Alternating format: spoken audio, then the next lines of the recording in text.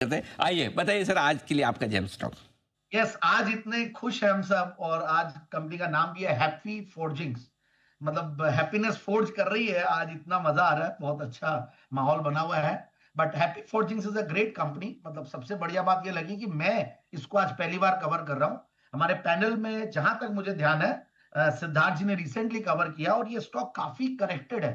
तो मुझे ये सबसे बढ़िया चीज लगती है कि जब करेक्टेड स्टॉक होता है और 1300 के भाव के ऊपर के लेवल से नीचे आया हुआ है, रिजल्ट्स भी अच्छे, मार्केट्स भी इनफैक्ट बढ़िया चल रहे हैं, स्मॉल कैप मिड कैप भी बढ़िया कर रहे हैं। तो मतलब रिस्क रिवॉर्ड रेशियो बढ़िया, सेफ्टी मार्जिन बढ़िया है, मार्जिन ऑफ सेफ्टी।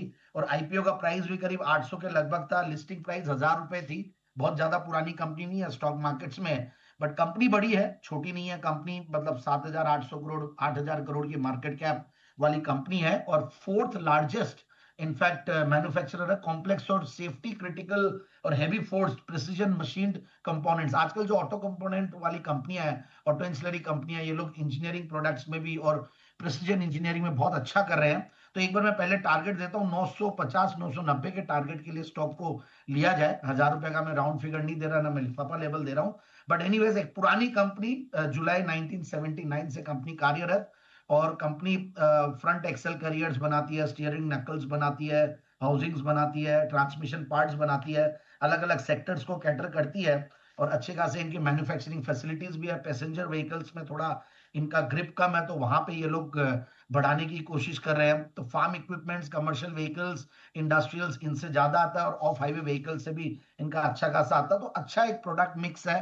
मार्जिन बढ़ते जा रहे हैं कंपनी के। पिछले कुछ दिनों में मैंने देखा 27-28% से 29% मार्जिन, और इतने हायर लेवल्स पे मार्जिन को मेंटेन करना, ऑपरेटिंग प्रॉफिट मार्जिन और नेट प्रॉफिट मार्जिन भी 19%, यानी कि 19-20% वाली मार्जिन वाली कंपनी। ग्रोथ भी 20-22% के लगभग पिछले, आगे भी मतलब पास्ट की ग्रोथ की बात करूं मैं, तो पिछले 3 साल के प्रॉफिट की कैगर 24%, सेल्स की कैगर 18% और 15 से 20% आगे भी एक्सपेक्ट कर रही है मैनेजमेंट की कमेंट्री को जो पढ़ के और देख के सुन के समझे।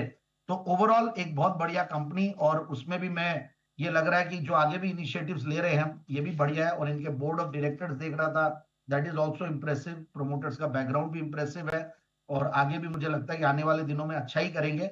और जिस तरीके का इनका फंडामेंटल्स है, क्वार्टरली रिजल्ट्स बढ़िया, इनफैक्ट 68 करोड़ का पैट था और टीटीएम बेसिस पे हाईएस्ट एवर प्रॉफिट्स में कंपनी बैठी हुई है।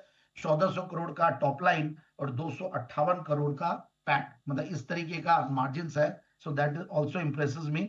और प्रोमोटर्स की स्ट्रॉन्ग शेयर होल्डिंग है 78%। तो एक ओएफएस या इनको डाइल्यूट करना पड़ेगा, 75% लाना पड़ेगा। But F I eyes D I गजब का होल्ड करते हैं। In fact F I eyes D I ने करीब 20% के लगभग होल्ड करते हैं। सो ओवरऑल एक अच्छी कंपनी और मुझे लगता है कि इन लेवल्स पे स्टॉक को एक्सप्लोर किया जा सकता है 990 के टारगेट के लिए।